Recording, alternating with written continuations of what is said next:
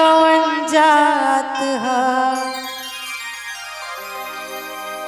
कि प्रेम नाच ढेके निराउर कि जुठ भात है प्रेम चिन्हला नया आदमी कौन जात है प्रेम चिन्हला नया आदमी कौन जात है प्रेम नाच देखने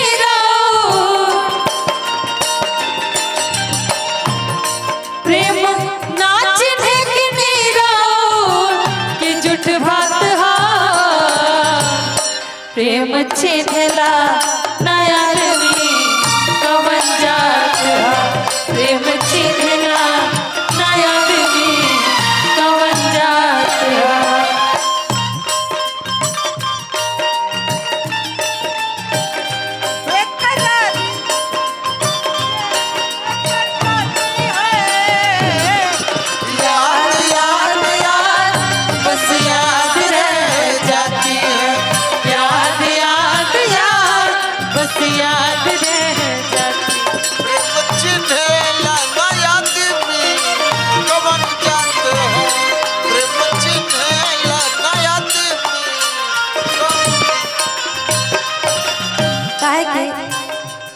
प्रेम के रियल मतलब जो माता सबरी राम जी से कैले रहे निस्वार्थ प्रेम यह गाना के भाव से प्रेम प्रभु जी से सबरी के साचा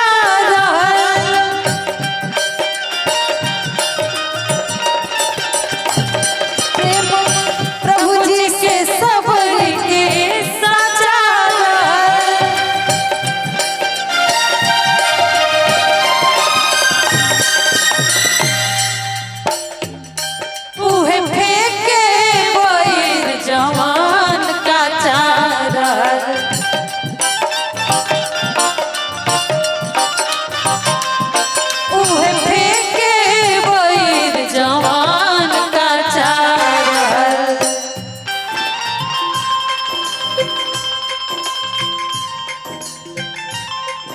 और गीत हमनी के जब गईनी जा हमनी के आवाज से वो सब इतना आशीर्वाद प्यार देनी जा और आज भी सब गीत के रो सब सुनी ला जा हमनी के ऐसे बड़ा सौभाग्य की कोई बात नहीं है प्रेम प्रभु जी प्रेम प्रभु जी के दिहल सौगात प्रेम प्रभु जी के दिहल सौगात प्रेम नाच ढेके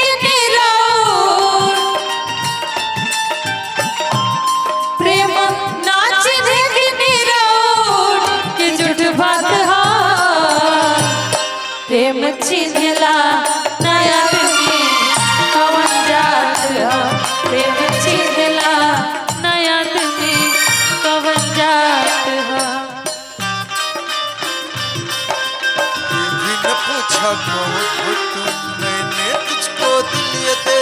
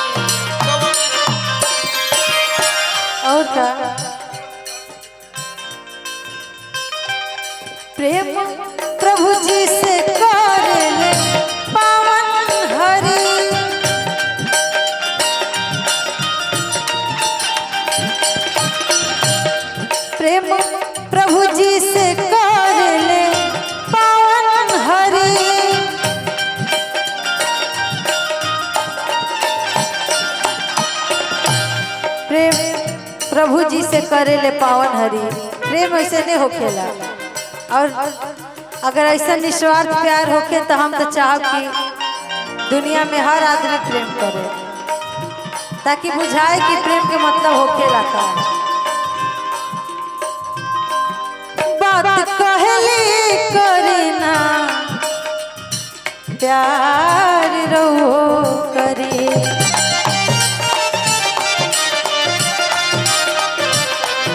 बात कहले करना प्यार रहो करे।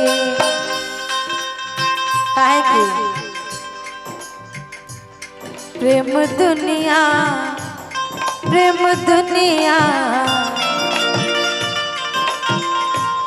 प्रेम दुनिया में अमृत के बरसात है।